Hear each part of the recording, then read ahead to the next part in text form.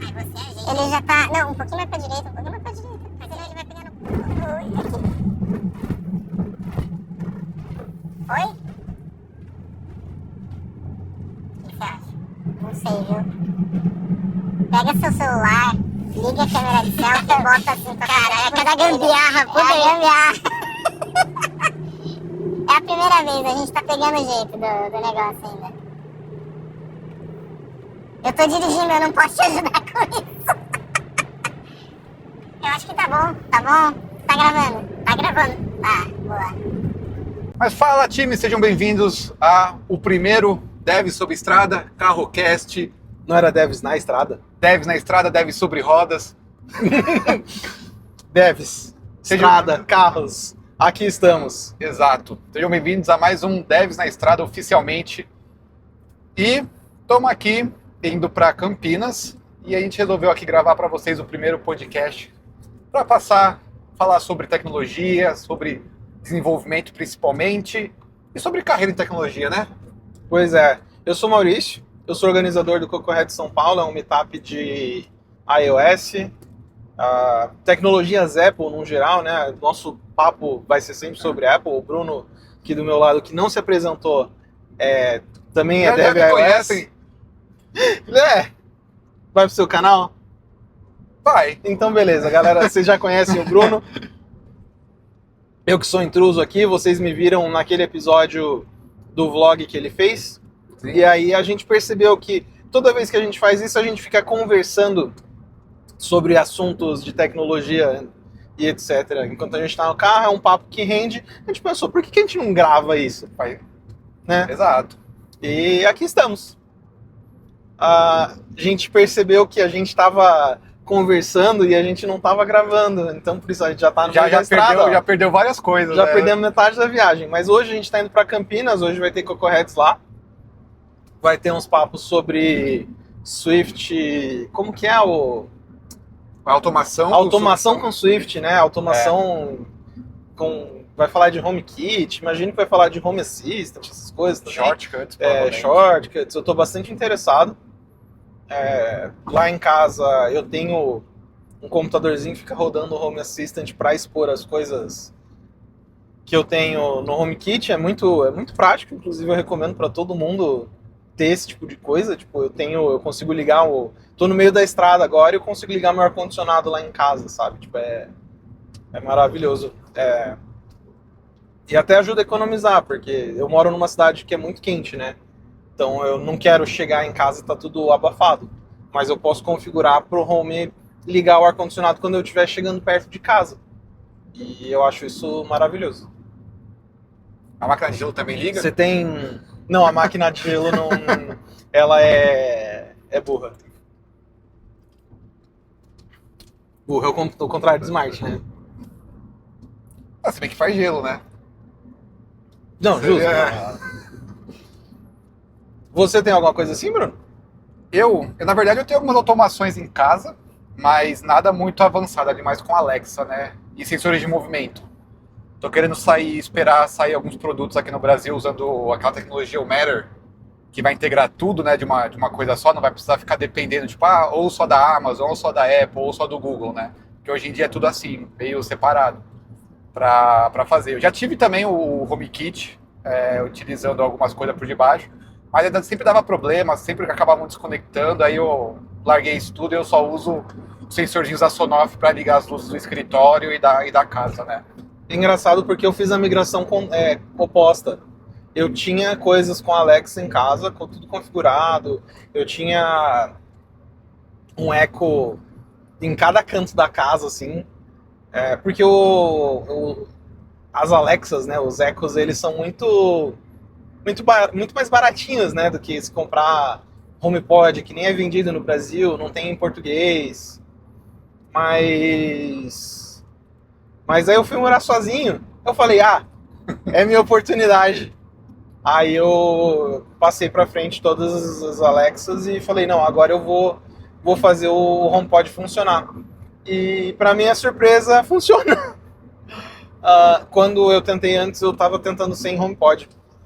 Mas E aí, tipo, eu percebi que, tipo, como tem algumas coisas que podem ser hubs, né? Antigamente o iPad podia ser, se eu não me engano eles removeram essa funcionalidade do iPad, mas o HomePod e o Apple TV eles podem ser hubs da sua casa, que são mais permanentes para o HomeKit funcionar. E aí ele fica mais estável. Quando eu tentei a primeira vez, ele tava muito problema também, mas eu acho que era por causa disso. Mas o HomePod só fala inglês, né? Infelizmente. Não consigo imaginar eu em casa, tipo, no meio, sei lá, a Siri, turn on the lights. Acho que é meio estranho, sei lá. Mas você já trabalha em inglês? Qual é a diferença de pedir pra Siri? Ah, mas é porque no Legal. contexto, no dia a dia, tá em português, né? Porque... Mas já aconteceu também um adendo de eu ir na padaria e eu falar inglês com o padeiro porque eu tinha acabado de sair de uma reunião. Então a chavezinha não tinha virado. E o padeiro ficou me olhando com uma cara meio de... Aí eu, tipo, percebi. E aí, obviamente, né, tipo, mudou pro português, mas... Viu como é natural? Nossa, não. Essa eu acho que eu nunca fiz. Eu já atendi telefone. Tipo, me ligaram e ao invés de eu falar oi, eu já atendi um hello? Tipo... Não, já aconteceu de eu estar falando com a pessoa e aí, tipo, você tem vários issues, tipo, problemas, sabe? Sim. Esqueci a palavra em português e meti o em inglês, mas... não, mas isso é direto. Normal, né? Meu vocabulário é metade em inglês, metade em português. Eu não... Teve uma vez que eu tava conversando e eu esqueci como era a palavra pia. Tipo, eu Pia? tava... pia, sabe? Sink. Nossa, eu nem Eu sabia tava que era... falando... Eu nem sabia assim em inglês que era assim. Eu tava falando pra pessoa e aí eu fiquei tipo, porque aí você faz, e aí lá na Sync? Eu não lembro qual é a palavra. A gente pensa no Combine nesses momentos. É isso que eu tô pensando, né? Porra, sync? Então eles querem dizer que é pia? Exatamente. Mas, cara, isso é uma coisa que eu acho muito divertido, tipo, pensar como seriam as linguagens se a gente... Fosse em português? Se elas fossem em português. Imagina o método PIA. Método pia. Nossa, seria muito estranho, né? Sim. Você chamou o método de que a view vai aparecer? Para cada. Não é view, né? Porque view é em inglês. A visão. A visualização vai aparecer, você chamou esse, né? Visualização de tabela. Nossa, verdade. Como que é LET? LET é o que, se traduzir? Putz, é que LET vem de um conceito matemático, eu não sei a tradução dele, né? Do jeito que seria academicamente falando, né? Porque LET é meio que, tipo, deixe. E aí seria... E é muito esquisito, seria, tipo, deixe... Você criou... muda essa variável pra deixe, por favor. Recusado seu PR. Ou variável fica igual. Fica igual, olha só. né?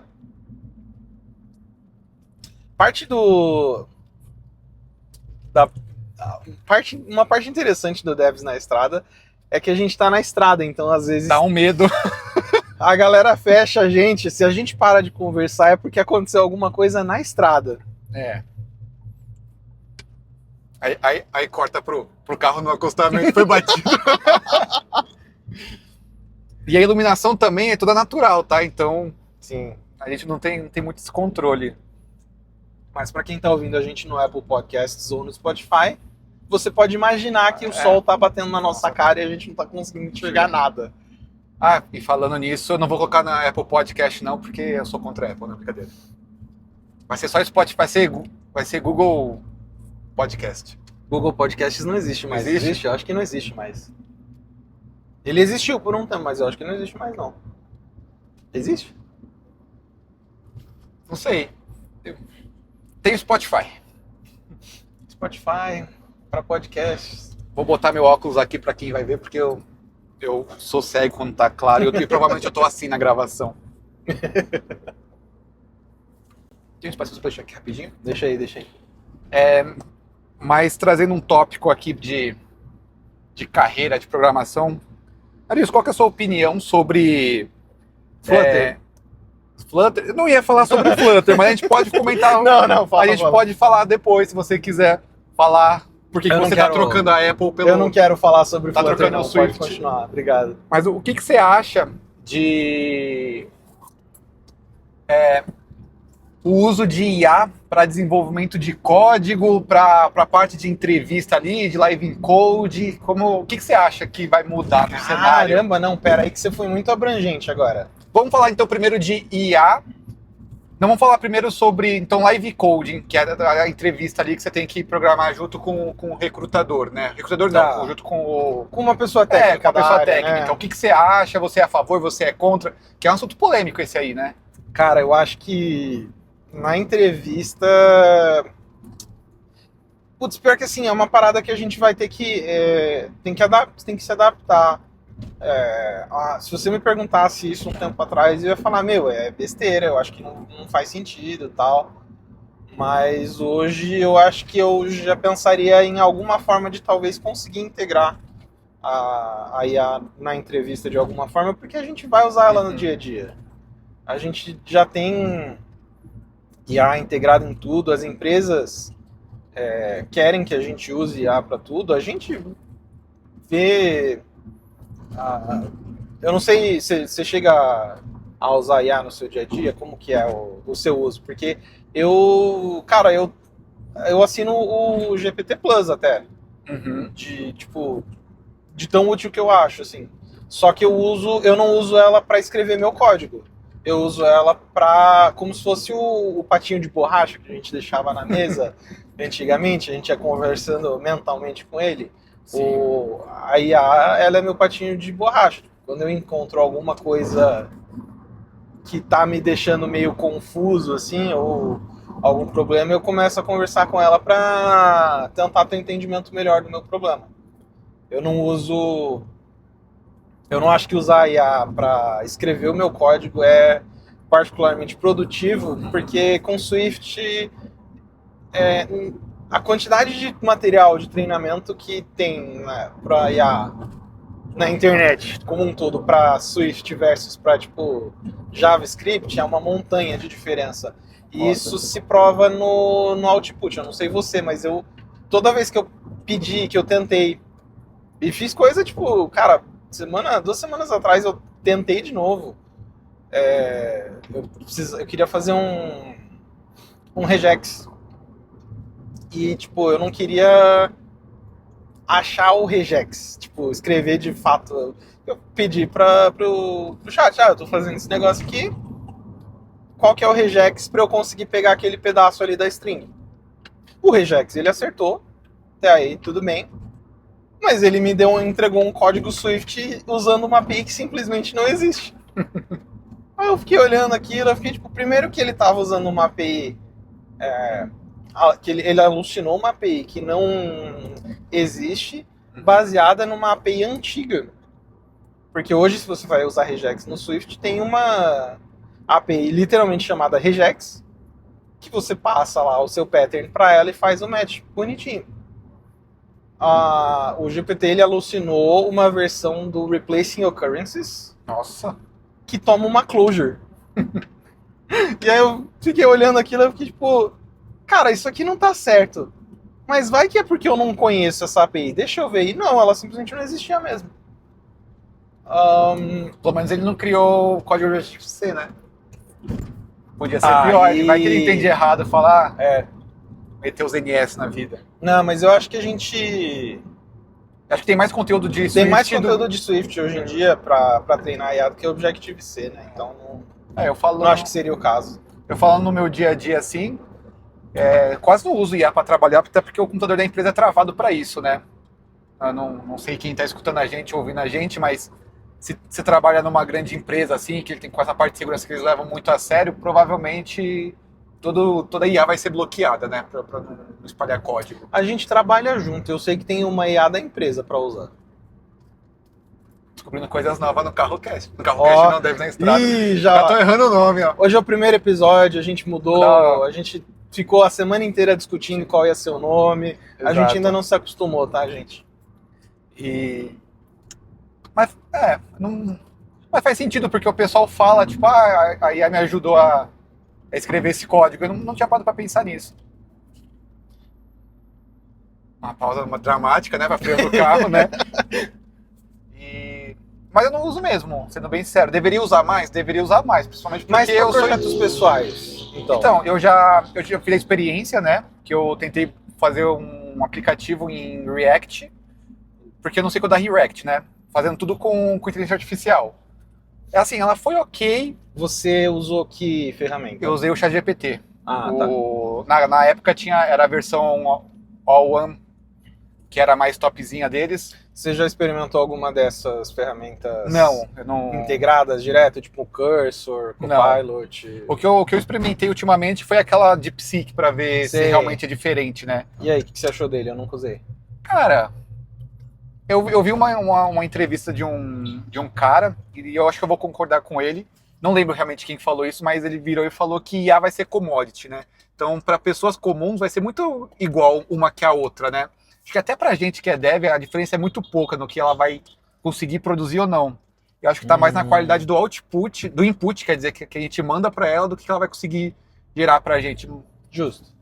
Talvez, obviamente, tipo, acredito que tem algumas que vão ser focadas mais no público de programação, né? Nos desenvolvedores ali, que vai estar com integração junto com o Visual Studio Code, né? Que tem aquela, esqueci o nome, que é Cursor o nome? Cursor, né? Que acho que já é tudo integrado, né? O Bonitinho. Cursor, ele é um fork, né, do Visual Studio Code que adiciona a própria integração. Ele tem uma sidebar inteira para você ficar conversando e pedindo para a própria IDE fazer as alterações no código para você. É bem interessante, mas não consegui fazer ela funcionar com Swift.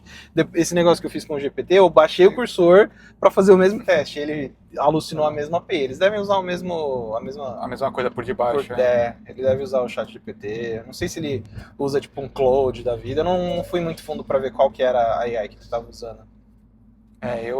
Mas eu deveria usar mais, sendo bem sincero, assim, não é uma coisa que eu também, quando eu fiz o meu projetinho lá, a IA, depois de, sei lá, uma semana que o projeto estava no ar, você pedia para fazer alteração, ela se confundia todo com o projeto, né? Mesmo ela tendo todo o histórico, mesmo eu colando todo o código no prompt, né? Tipo, o código é esse, da minha view. Tipo, muda a cor do botão para tal coisa, ela não conseguia mais. Então eu acho que... Mas falando sobre IA em entrevista, eu como entrevistador, eu não acharia errado se, tipo, por exemplo, estivesse entrevistando um dev, trazendo para o nosso mundo iOS, né? E aí, tipo, faz sei lá, um aplicativo assim, assim, assado, alguma coisa assim, e ele usasse a IA, só que aí eu ia mudar o tipo de abordagem. Aí eu ia perguntar, tipo, o que esse código está fazendo? Concordo. Se você precisasse fazer isso agora, tipo, mas não tem IA, como você mudaria? Para ver se ele sabe o que ele está escrevendo, né? Sim. Porque o nosso trabalho não é só copiar e colar código, né? A gente tem que saber o que está acontecendo. Não só essa questão da abordagem, da pessoa entender o que ela está fazendo, porque assim, a IA, ela vai alucinar, né? Que a gente estava conversando da API maluca lá, a IA vai alucinar e você tem que saber o que fazer quando ela alucinar. Então você tem que entender, tipo, que ela é uma ferramenta que pode te ajudar, como ela pode te atrapalhar muito, né? A gente viu, tem casos aí na internet de gente que, tipo, não sabia desenvolver, começou a usar IA para fazer as coisas e depois saiu postando na internet, tipo, o Cursor apagou o meu projeto inteiro, como é que eu posso fazer para garantir que, sei lá, eu faço um backup do meu projeto toda vez que o Cursor faz uma mudança, porque o cara nunca ouviu falar de Git, sabe? Eu vi um caso que quase parecido com esse, que tipo, o cara desenvolveu a aplicação, só que a aplicação não tinha segurança, estava tudo exposta e o cara sofreu ataques, né? E o cara teve que desligar a aplicação porque o pessoal roubou chave por exemplo, do Google Maps, né? Começou a utilizar a chave do cara para ele ter custo, né? Então, eu acho que assim, se a pessoa não sabe nada de programação, eu falaria para ela ir para uma ferramenta no code ou low code, que vai ser melhor do que ela pegar e começar a usar IA para gerar código, porque eu acho que o no code vai dar uma caixinha para ela brincar segura, né? É que nem você tentar, tipo, a pessoa precisa sair da casa dela e ir pro mercado e ao invés de dela usar pegar um Uber para fazer isso, você entrega um caminhão para ela dirigir até o mercado, sabe? É muita ferramenta, muito poder e muita chance de dar coisa errada ao mesmo tempo. E uma outra coisa nisso de entrevista também que eu ficaria muito de olho que eu acho que a parte que mais me preocupa é a questão... Você começa a ter que avaliar muito mais o caráter da pessoa, assim, sabe? Sim. Porque uma coisa é você usar a IA na moralzinha ali, tipo, conversando com a pessoa, explicando e tentando entender.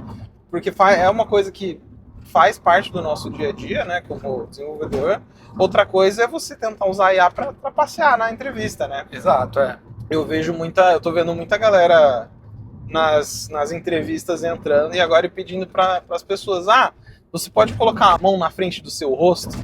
Sério? Porque tem a galera usando o IA de vídeo Caramba. para filtro, né? Pra pessoa não ver que você não tá olhando pra tela. Caramba, não sabia disso não. Caraca, Eu que vi uns bizarro. casos desses assim, tipo, que a galera... Tipo, o cara coloca um filtro pra parecer que ele tá olhando pra frente, né? Pra tela do computador, sendo que, na verdade, ele tá olhando pra um segundo monitor, pra alguma outra coisa, pra ele poder trapacear na entrevista, né? Caramba. E É complicado, aí, putz, não é o tipo de pessoa que você quer trabalhando junto com você, mas é um trabalho bem diferente do que você avaliar tecnicamente a pessoa, né? Não sei se é uma coisa que cabe a gente até, né? Mas se, por exemplo, Começa a entrar na psicologia. se você tá fazendo entrevista com a pessoa e ela vira pra você e fala, você tá fazendo um teste técnico, aqueles tipo lead code, vamos supor. Certo. E aí a pessoa vira pra você e fala, tipo, eu posso utilizar o chat GPT, uma IA pra me ajudar? O que você falaria? Cara, manda ver, me mostra aí o que você faz. Isso aí é o equivalente de usar um Google mais potente, eu acho. A questão é ver como que a pessoa vai usar essa ferramenta. Se ela tá usando para descobrir, tipo, lembrar uma coisa que ela claramente sabe o que ela tá fazendo, mas ela não lembra o nome específico da coisa, um detalhe mais específico, ou se ela tá usando essa ferramenta como muleta para fazer o trabalho, né? Porque querendo ou Tipo- não, a gente sabe, quando a gente tá entrevistando alguém, a gente sabe se a pessoa sabe ou não o que ela tá falando, né? Dá pra sentir muito bem as a coisas, gente, é. A gente tem esse feeling, né? Mas eu acho que se fosse um projeto de lead code, tipo, porque, tipo, sei lá, você tem um array, filtra o array, tipo, só pega número par, por exemplo, ou Aham. pega a maior contagem que tem dentro do array. Eu não sei se eu deixaria talvez a pessoa utilizar a IA, porque ela colocaria literal, aí ia cuspiria o código certo para a pessoa já, né? Aham. E aí você não estaria avaliando se a pessoa talvez saiba utilizar, por exemplo, uma estrutura de dados como um dicionário, ou saber fazer alguma lógica ali simples. Sim, sim. Mas eu acho que, por exemplo, se a gente está trabalhando no, tipo, você está numa etapa mais avançada, e aí a pessoa pediu, tipo, você vai ter que desenvolver uma tela com uma view model, por exemplo. E aí eu acho que não teria problema, porque é isso aí, você vai usar isso no dia a dia também, né? Não vai...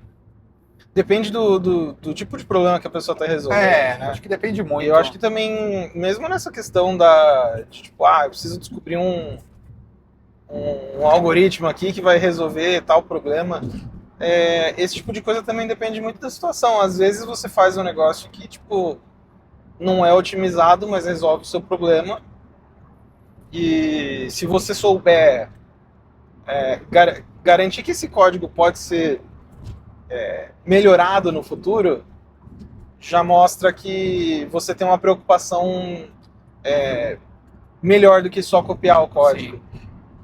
Diferente de, sei lá, você copiou esse código e, tipo, sei lá, encheu de singleton lá no meio. É um código que não dá para você testar, medir, que não dá para você trocar ele por outra coisa mais otimizada no futuro. Sim. Versus um código que você garantiu que, tipo, eu não sei se esse é o melhor código que eu poderia colocar agora, mas eu garanti que, tipo, ele tá funcionando bem agora, e se ele for um gargalo no futuro, tá fácil de resolver, sabe?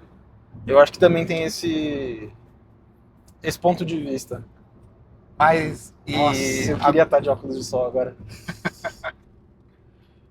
Pra quem tá vendo o vídeo, pra quem não tá vendo o vídeo, a gente acabou de sair de um túnel. Nossa, meus olhos. Mas você é contra ou a favor de teste técnico? Eu tô fazendo essa pergunta porque Lead code? vamos colocar um lead code, mas que faça sentido pro contexto que a pessoa vai trabalhar. Tipo, não Eu não aqueles sei- lá, tipo, inverta uma árvore binária. Eu não sei se existe lead code que faça sentido no contexto que a pessoa vai trabalhar. Mas eu acredito, cara, eu gosto muito do teste técnico da empresa que a gente trabalha, que é um teste técnico muito mais próximo da realidade. É um teste onde é um teste técnico que é feito na hora da entrevista. Ele não é um take home, porque aí eu acho também que não é legal, porque Levar pra casa é sacanagem, né? eu acho que assim, é porque assim, o take home ele tem um problema que as empresas falam, você use 8 horas para fazer esse teste. Então você está falando que eu tenho que dar 8 horas de graça para a empresa para talvez conseguir um emprego. E como é que eu vou garantir que os meus concorrentes vão usar 8 horas da vida deles para isso também, sabe? E a gente sabe que a gente nunca gasta 8 horas, sempre gasta mais. Cara, eu nunca gastei só 8 horas. Tipo, toda vez que tem um teste técnico desses assim, pra fazer, eu acho que eu devia ter ficado lá. Coisas sobre andar na estrada e fazer o podcast ao mesmo tempo. Agora a gente vai pegar um trânsito. Eu juro que eu espero que o áudio esteja muito bom, porque a gente não sabe o que tá acontecendo. Não, a gente vai descobrir quando a gente chegar lá. Aí, mas voltando ao assunto, eu acho que funciona bem desse jeito, assim, tipo, pega um projeto que já tá lá, mas é um projeto que é tecnicamente ruim. Vamos sentar, vamos conversar sobre ele e vamos fazer essas melhorias em tempo real. Porque você fazer o take home, cara, eu nunca levei o tempo necessário que eles estipulam, como eu também tenho uma base de projeto novo do jeito que eu gosto, sabe? Tipo, Sim. Ao invés de quando eu começo um projeto novo, eu não vou lá no Xcode do file. Já tem os templates File New prontos, Project. Eu dei um template pronto, do jeito que eu gosto, do jeito que eu acho que a empresa vai querer. Então, por exemplo, se eu acho que a empresa não se incomoda com isso, o meu template de projeto pronto vai vir com a Composable Architecture, que aí já é um framework grandinho ali, tem muita gente que vai achar ruim, tem muita gente que não vai achar de boa. Se não for o caso, eu tenho um outro template que não tem essa dependência, mas é um projeto bonitinho, já modularizado, não sei o quê. Porque isso tudo é bagagem que a gente vai adquirindo ao longo do tempo, né? Então não tem como você evitar isso. Para que você vai gastar metade das suas 8 horas fazendo uma estrutura que você já sabe que ia estar lá de qualquer jeito? Eu fiz essa pergunta para você. O take home ele vira um teste do quão rápido você consegue fazer um projeto novo. E tipo, pra quê? E nada diz que você não vai fazer outra pessoa fazer para você, né? Se é para avaliar. Mas na verdade eu fiz essa pergunta para você, que eu vejo. Aí vamos entrar em polêmica. O primeiro episódio já vai ter polêmica. Eu ia falar, e aí a sua opinião sobre isso? Então, eu tenho a mesma opinião que você. Teste para casa, nem pensar. Que já aconteceu de eu estar fazendo o processo e a pessoa virar e falar, tipo, você consegue fazer esse teste para casa? Eu falo, me senta na sala com o recrutador, né, com o cara técnico de vocês, e a gente vai descrevendo, mas para casa eu não vou fazer. Porque, a gente já fica 8 horas por dia trabalhando, programando, né? Tipo, vai chegar em casa, vai ter que fazer esse projeto. Cara, eu tenho que viver também, né, pô? A vida não é só isso. Chegar em casa. Chegar em home office, né? Parece que... É porque a gente tá na estrada, entendeu? Então... Sim. Ótimo ponto. Quando a gente chegar em casa... Aí, eu vou chegar em casa 1h, não dá tempo de fazer take home. Exato. Mas eu concordo com você, assim, de... Cara, sentar numa salinha lá 1-2 horas resolve, né? Tipo, mostra as suas habilidades. Mas é que eu vejo muita gente falando... teste técnico live code, né? Que a gente chama. É ruim. Certo. Porque eu fico nervoso perto do recrutador e aí eu não performo bem. Certo. E aí eu fico assim, mas... Beleza, eu acho que assim, se você tá num cargo de de júnior e pleno, faz sentido você ficar nervoso. E o avaliador, ele vai saber que você está nervoso mesmo. A gente sabe, quando a gente está entrevistando a pessoa, que é um momento de pressão ali, que a pessoa pode falar coisas erradas. Sim. Então a gente leva isso muito em conta. Mas aí eu vejo o sênior falando, tipo, eu não gosto de live coding porque eu sinto pressão.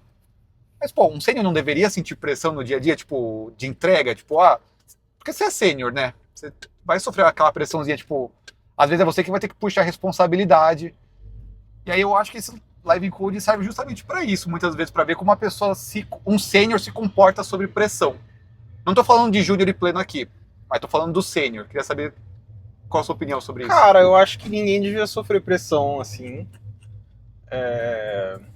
Mas eu entendo a ideia. Realmente é um cargo que vai, de fato, sofrer pressão. E você quer saber como que essa pessoa vai operar sob pressão. Então isso faz total sentido. Ao mesmo tempo, é um cargo que você também quer medir a responsabilidade dessa pessoa fora do momento de pressão. Então acho que você tem que... Conforme o nível vai subindo, fica cada vez mais complexo, né? Você Sim. avaliar a pessoa. Mas o ponto que você trouxe é muito bom. Realmente fazer... Eu acho que Tipo assim, eu não sei como foi pra você entrar na empresa que a gente trabalha hoje, mas quando eu entrei, eu tive tanto esse projeto que eu falei que é legal, quanto um momento que foi de live code que veio do nada. Uhum. Que foi um negócio bem sob pressão, assim. E eu fiz lá, foi um problema que me deram que... Nossa, foi um problema que eu meio que já sabia a resposta. Então, pra mim, a hora que eles me falaram, eu resolvi muito rápido. Mas se fosse alguma outra coisa, aí eu acho que eu ia ter me complicado um pouco mais mesmo. Então, mas eu entendo que, seria bom pra eles entenderem, como que eu lido com pressão. No meu caso... Porque é uma coisa que a gente enfrenta no dia a dia, né? Eu tive 2 etapas, né? Um live coding e um lit code. Eu achei que eu tinha sido reprovado, porque no lit code eu não consegui terminar. Porque era um exercício ali que eu tive que puxar muita coisa da cabeça, né? Principalmente na época de faculdade, estrutura de dados. Só que quando estava terminando, eu virei pro recrutador e falei, né? Pro avaliador, não vai dar tempo de terminar, mas nesse caso eu faria assim, assim, assado, e se tivesse esse problema, tentaria resolver assim, assim, assado. Eu dei algumas soluções, mas não consegui terminar. Ele me avaliou como positivo, né? Então, eu acho que muitas vezes essa questão do live coding não é se você vai conseguir ou não entregar o código, mas se você mostra, o que você vai pensar, o que você está pensando e outros cenários, caso esse cenário principal dê errado. Sim. Você está montando uma API, como que você vai montar um modelo? Vou fazer assim, assado. Mas se esse campo não começar a vir, eu vou usar o opcional. Mas se você chamar uma outra API que é igual a essa, sabe? E aí você vai colocando esse jogo para ver como a pessoa se comporta, né? Porque no fim das contas, o processo de entrevista é para conhecer como a pessoa lida com todas as situações possíveis, né? E para uma pessoa mais júnior, você vai ensinar ela a lidar com as diversidades do dia a dia. Mas quando você está procurando uma pessoa com uma senioridade mais alta, você quer que ela já saiba disso, porque senão não tem por que você procurar uma pessoa com senioridade mais alta, né? Uma vez eu fiz uma entrevista, eu achei muito legal, mas eu nunca apliquei essa, que eu estava conversando com um avaliador técnico, né? E aí ele pediu, fala uma letra. Aí eu falei lá, nem lembro qual letra. Ele pegou, ele abriu uma view model, né? Começava com aquela letra e perguntou assim, comigo, você consegue me passar passo a passo que tá fazendo essa view model? Eu achei bem legal, na verdade, porque aí mostra que você entende o código, que você vai pegar um código que já tá pronto, vai conseguir dar uma atenção, vai conseguir entender o que tá acontecendo, né? Vai conseguir meio que explicar o padrão que talvez esteja usando, quais possíveis problemas que possa ter, né, ali. Achei legal, assim, não sei se você já teve alguma entrevista assim meio diferentona. Nesse sentido, assim, de no geral, assim. Cara, tô tentando lembrar agora, mas eu não tenho certeza, assim. Acho que a entrevista mais diferentona que eu tive, entrevista técnica, né, no caso, Só pode dizer que o Maurício tá andando 300 km por hora na estrada aqui, hein? Não, a gente tá andando no limite permitido da via, gente. Da Alemanha. Do Brasil. Nossa, eu até me perdi com a resposta. Cara, eu ia falar da entrevista Mais diferentona. diferentona. Pô, fugiu completamente a minha resposta agora, de verdade. Mas eu não, assim, eu acho que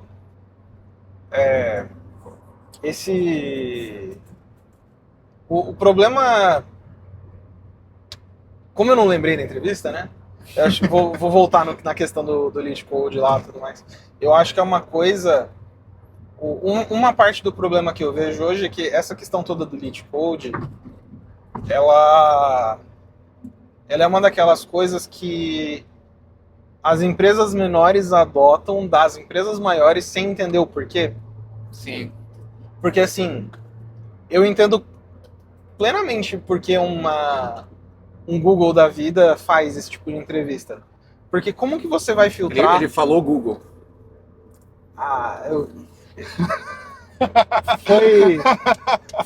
Pra quem não viu o que o Bruno acabou de fazer, lembrar do pessoal que tá só escutando, verdade, né? que é só áudio, Eu tô usando uma camisa que tá escrito Apple, gigante. E ele apontou pra minha camiseta. E foi muito intencional eu ter falado Google, porque o processo seletivo da Apple não é assim. Por isso Google. Google é famosamente um dos lugares que usa muito esse tipo de entrevista. Da Apple não é E assim. aí, não. Pelo menos assim, com todas as pessoas da Apple que eu já conversei, não é assim. Achei que era. Não tem um Bom processo saber. padronizado. Ah, entendi. Depende da função. Legal. Pelo que eu sei lá, cada equipe define como vai ser o próprio processo. Interessante. Então acaba sendo um negócio mais próximo da vida real, né, do que eles fazem. No Google, eles começam com essencialmente um grande filtro, que é o lead code. Se você não passar no grande filtro do lead code, você não atingiu a régua do que eles precisam para poder ir para as próximas partes do processo seletivo. Que aí, tipo, cara, quando você tem 10 mil pessoas aplicando numa vaga, eu Faz entendo, sentido, sabe? Não é legal, mas eu entendo, porque como você vai decidir isso? É difícil. Agora, uma empresa que, tipo, Pequenininha, 10... 30 pessoas aplicando para a mesma vaga, fazer isso, eu não acho que faça muito sentido. E aí eu acho que faz sentido fazer isso que o Bruno falou, né? Que você aplica o lead code, mas você aplica ele tipo, lá para o final do processo seletivo, não para descartar a pessoa ou coisa assim, mas sim para tipo conhecer um outro lado dela. Né? E não é nem um lead code, né? Porque você não vai estar pedindo alguma coisa de lógica, é tipo alguma coisa tipo do projeto ali que... Sim. Não, é que eu acho que o lead code ele é legal nessa coisa do nervosismo. Né? Mas... E também não é porque a pessoa passou no lead code que ela faz código bonito, né? Código bom, na verdade, porque... Na verdade, não tem nada a ver, né? Não tem nada a ver, são habilidades completamente diferentes. Não teve aquele caso lá no Google, que o o criador do Homebrew não passou no Google porque ele não conseguia inverter uma árvore binária, mas todo mundo no Google usa a ferramenta que ele criou. E aí, tipo, qual que é o filtro aí? Tipo, pois é. Todo mundo aqui da empresa usa a sua ferramenta, mas você não te contratou porque você não sabe inverter uma árvore binária. Mas eu vou usar isso no dia a dia? Provavelmente não. Não, ele ia fazer uma ferramenta, tipo, ele ia fazer o Homebrew 2 lá dentro, sabe? Mas não passou no código mágico lá. Eu participei de um evento na DoorDash semana passada e o VP de engenharia tava lá e eles... uma das coisas que ele falou sobre era justamente essa questão do processo... Que calor. Então, isso que eu ia falar, vamos abaixar aqui a temperatura por aqui. Ele justamente dessa questão de como é o processo de entrevistas deles, tal, técnica. E ele comentou que eles pararam de fazer, eles tinham essa coisa de ter lead code, eles pararam de fazer isso porque eles estavam tendo contratando pessoas que sabiam resolver quebra-cabeças, mas não sabiam resolver problemas da vida real.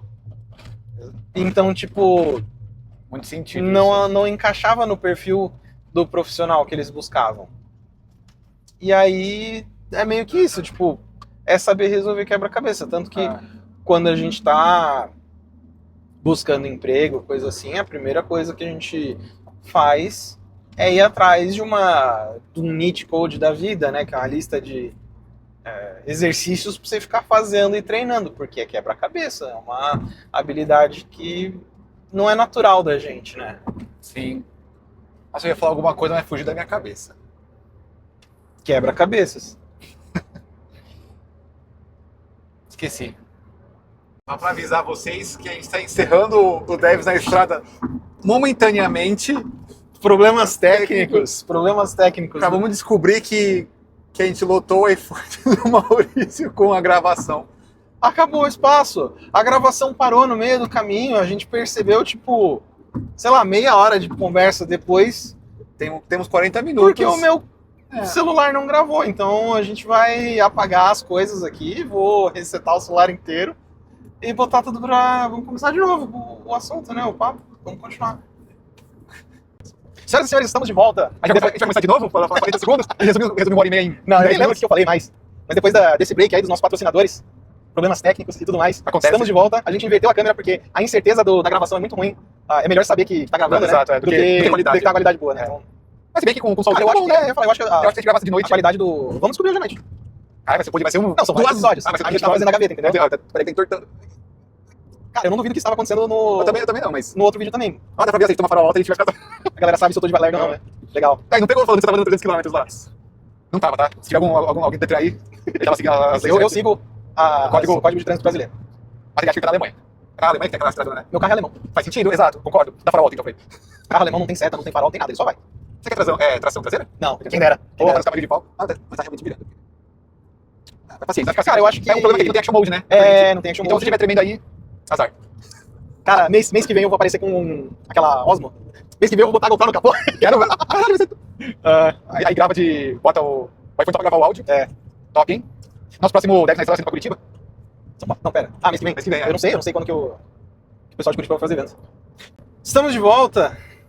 Depois de problemas técnicos aí. Exato. Eu não lembro Olha o que a Hopi gente tava Hari. conversando. O Hopi Hari, vamos parar no Hopi Hari? Daqui a pouco, quem tá vendo no YouTube vai ver o Hopi Hari aqui no fundo.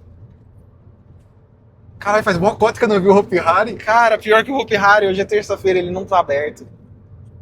Droga. Ele não abre, ele só abre de quinta, sexta, sábado e domingo, se eu não me engano. Pra quem tá se perguntando, nosso home office é isso. A gente vai pro parque de diversões e trabalha de lá mesmo, assim, sabe? A gente Cara, quem nunca sobe abriu... commit na montanha-russa. Então, eu ia falar, Porra. quem nunca abriu um PR na montanha-russa? Que isso, gente? Super natural, normal. Mas bom, a gente falou do assunto de IA, não sei que parte parou, então vamos mudar de assunto. Vamos mudar de assunto, Já falar foi. de... Eu tinha te passado uma lista de assuntos, mas eu não lembro agora. A gente gasta... E é engraçado, porque a gente tava conversando, tipo, na maior tranquilidade aqui, e a gente só tava conversando mesmo. Não tinha ninguém observando a gente. O Bruno tá Eu tô admirando a admirando a grandiosidade da Montezum, nossa querida montanha-russa de madeira, que vai deixar de ser a maior montanha-russa do Brasil daqui a alguns anos, quando o Cacau Park abrir. Tô muito ansioso para isso. Onde? Mas até lá... Campos do Jordão? E tu? E tu? E tu? Campos do Jordão é o hotel deles. Isso, sim. Mas vamos falar de tecnologia e quero te perguntar, o que você acha sobre livros técnicos? Cara, livros técnicos são legais para coisas antigas. Eu acho que livros técnicos são úteis para coisas... ou coisas que não têm tanta atualização, que você pode usar como referência mesmo, ou coisas que não são necessariamente assim, tipo, hard técnico, sabe? Tipo, Conceitos em gerais, conceitos, patterns, coisas assim. Eu acho que aí é legal, mas eu não compraria, por exemplo, um livro para aprender Swift. Acho que eu tenho a mesma opinião que você. É uma coisa que vai mudando muito, vai evoluindo, e o livro é uma coisa majoritariamente parada no tempo. Eu sei que existem autores que atualizam os livros e tudo mais. O Paul Hudson mesmo, toda a WWDC, ele lança atualização de tipo 300 livros dele. Eu recebo um monte de e-mail, porque eu tenho os livros dele, né? Mas o problema é livro físico, né? Mas ele não... E aí, tipo, justamente, ele não tem como atualizar nenhum livro físico. Eu não sei nem se ele já vendeu o livro físico, mas ele não tem como fazer isso. Eu tive uma experiência meio, assim, quando eu comecei a desenvolver, né? Eu comecei, obviamente, indo pelo Android, porque era meio caro. O equipamento da Apple no Brasil é caro, né? Enfim. E eu comprei o livro de Android, aquelas bíblias, sabe? Que os caras vendiam, que era aqueles livros grossão de Android. E aí, eu comprei o livro, ele estava desatualizado há 2 anos. Me fudi. Pode ter sido um erro meu de não ter olhado a data de lançamento? Pode ser, mas, pô, você tá lá na livraria, você vê, tipo, a biblioteca do Android. E para alguém que está começando não tem, entre aspas, essa malícia de técnica, se ferra, né? Por outro lado, é uma referência técnica para você conhecer sobre a história do Android. Sim. Mas hoje em dia, quando eu compro uma coisa que vai ser útil para você? Não. Não tanto. Até se fosse, mas por exemplo, é legal. Tipo, eu aprendi primeiro Swift para depois aprender Objective-C. Fez o caminho e mais aí difícil. eu fiz o caminho mais difícil, eu fiz o caminho contrário. E eu fiz um caminho... Eu sempre gostei muito da Apple, não sei por que eu aprendi Swift primeiro. E aprender Objective-C, eu fui nos caminhos assim de tipo... E conhecer as coisas para trás do macOS até, sabe? Tipo, para ver como eram as coisas... foi tipo curiosidade histórica minha, sabe? Uhum. De, por exemplo, entender por que as coisas do Objective-C têm o prefixo NS. Você sabe por quê? Por causa do Next, né? No Next Step, que era o sistema operacional da Apple. Não era da Apple, Não era né? da Apple, né? Não era da Apple, era o sistema operacional da empresa que o Steve Jobs criou, Fundou e a Apple comprou, né? que a Apple comprou para ele para trazer ele de volta para a Apple. Eu nem sei como eu sei disso, mas eu sei que era por conta disso. Não sei quem me falou uma vez.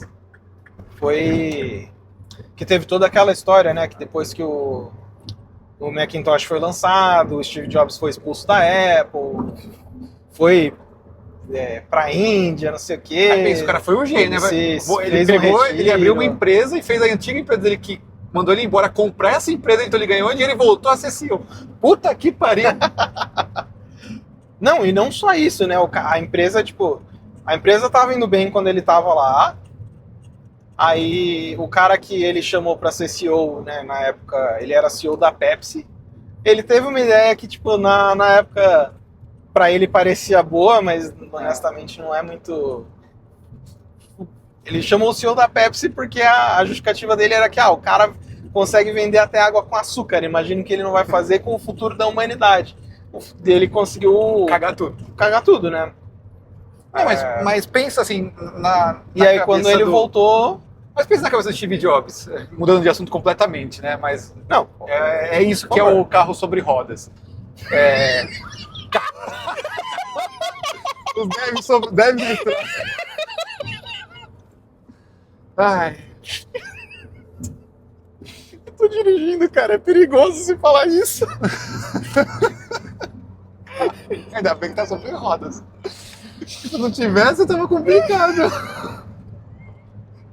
Eu conheço carro elétrico, sabe? E pior que eu falei, eu não me toquei, só quando você deu uma risada que eu... O Devs na estrada é isso, é assuntos que vão vindo aqui e a gente vai conversando. Mas pensa na cabeça do... Vocês estão viajando junto com a gente. Pensa na cabeça do cara, tipo, eu saí da empresa, eu vou fundar uma e eu tenho certeza que eles vão comprar. Cara... Mas será que ele tinha essa certeza toda? Ele... Foi nessa época da Next que ele também... Porque falaram que ele desenvolveu um sistema operacional que a Apple queria, né? Era caro pra Next vender computador, era caro, mas ele sabia que... Sei lá. Mas voltando pro assunto do livro, hoje em dia se eu compro um livro, eu compro muito mais ele sobre fundamentos, né? Sim. Do que sobre realmente core. Porque, por exemplo, pensa, saiu o SwiftUI. Se eu tivesse comprado o livro em 2020, hoje já estaria desatualizadaço, sabe? Sim, tudo evolui muito rápido, né? Então, eu compro sempre livro de conceito, né, no geral. E qual livro técnico aí você recomenda pro pessoal? Ou o último que você leu assim que você falou, putz, gostei demais? Cara, tem um livro que eu acho que é muito útil, muito legal de aprender, e é um livro que você pode ir atrás e não vai estar desatualizado. É o na época que eu comprei era Ray Wenderlich, né? Uhum. E hoje é Codeco, né? Codeco, é. Sobre LLDB.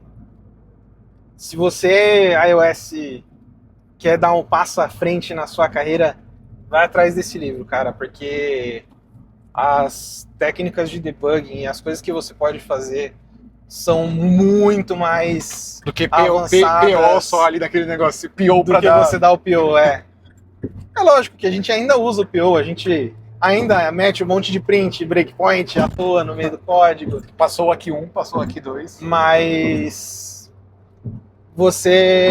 o LLDB ele é muito, muito mais poderoso do que PO.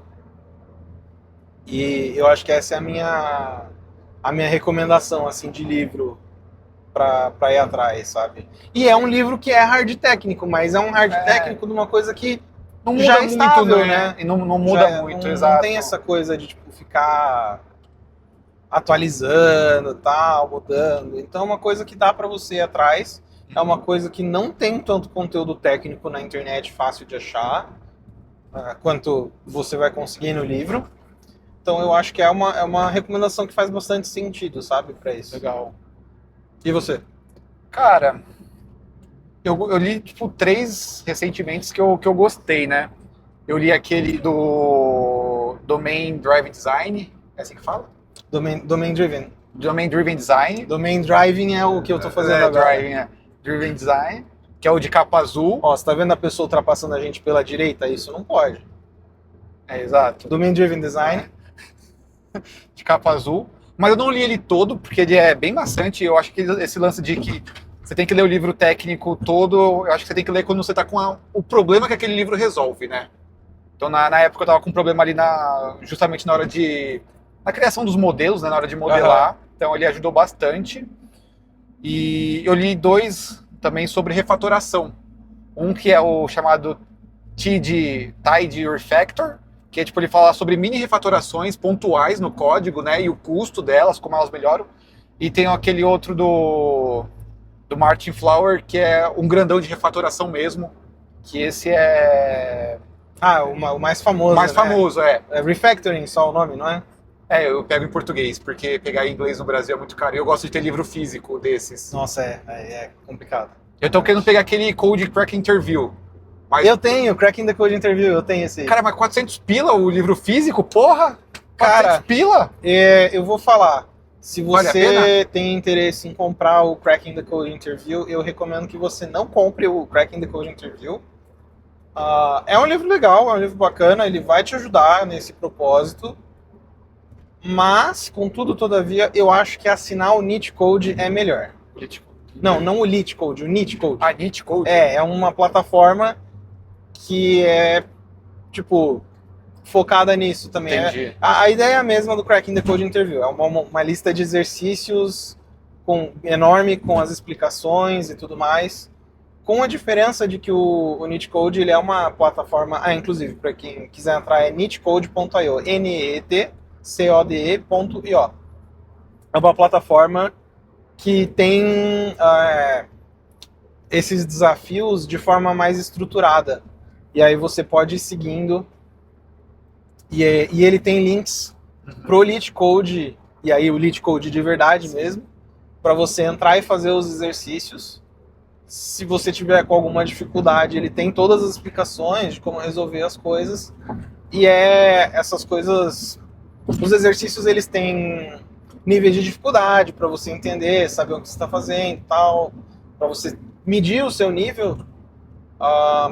E também tem uma árvore para você seguir os caminhos de uma maneira mais... lógica, né? Mais lógica entre os assuntos. Você não vai começar esses exercícios, essas coisas, abrindo a última página do Cracking the Code Interview. Só que o Cracking the Code Interview, ele é uma experiência linear. O Neat Code, ele te dá uma árvore com mais opções. Tem um dia que você não tá afim de mexer com o array. Sabe-se lá por quê, mas você acordou e você não quer ver colchetes na sua frente. Que você não seja desenvolvedor Objective-C, por favor. Mas você vai poder escolher outras opções. E eu gostei muito das explicações dele, e eu acho que é um formato que faz mais sentido. Sim, porque legal. você tem os problemas, você já resolve o exercício na hora e já tem um feedback ali. E o legal é que é online, então você sempre vai estar atualizando, né? Tipo, o Crack Code Review, você leu, vai Exatamente. ficar sempre aquilo, né? Não, O não vai Cracking- ter coisa nova. O Cracking the Code Interview é um livro físico, não tem É. como você atualizar um livro físico. Você já leu também, ou você já viu aquele lá que é de um cara bem famoso também no LinkedIn, eu esqueci, ByteDance, alguma coisa assim, que ele tem um livro de Design System. Não. System Design, na verdade, não Design Fala, System. Design System ou System Design? System Design, falei errado. Cara, e é bem legal, assim, eu vi umas reviews do pessoal falando, e eu tenho vontade de pegar esse livro, porque eu, na minha carreira, né, eu quero assumir um papel de gerência, né? Então, você vai ver depois mesmo. Você falou que a gente gravou e o iPhone ficou com a bateria cheia. Caralho, tá complicado. Acordar cedo não te fez bem Puta hoje, que viu? pariu, tá foda, hein? Não, só pra vocês terem uma ideia, eu acordei, porque Não, calma, vamos dar o contexto primeiro. Tá A bom. gente mora na praia. Ele mora na Praia Grande, eu moro em Peruíbe. Então, pra qualquer lugar de São Paulo, é caminho, eu passo na casa dele e a gente vai. É longe. Exato. Vamos continuar.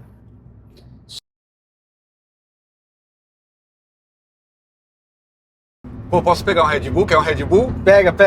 Eu quero o roxo. É só abrir a mala aqui. Isso. Tá nesse primeiro, tá cheio de gelo aí. A raqueteira, ela tem esse espaço térmico. Ah, isso aqui é um negócio de raquete de...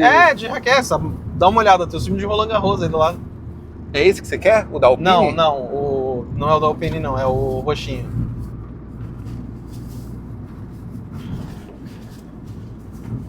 Caralho, veio aqui pra trás. Este episódio totalmente patrocinado por Red Bull, tá pagando- asas. A gente tá pagando o salário do Max Verstappen. Já falei, sem açúcar é Yuki Tsunoda, é a Vicarb. É esse aqui. Vicarb? É Vicarb.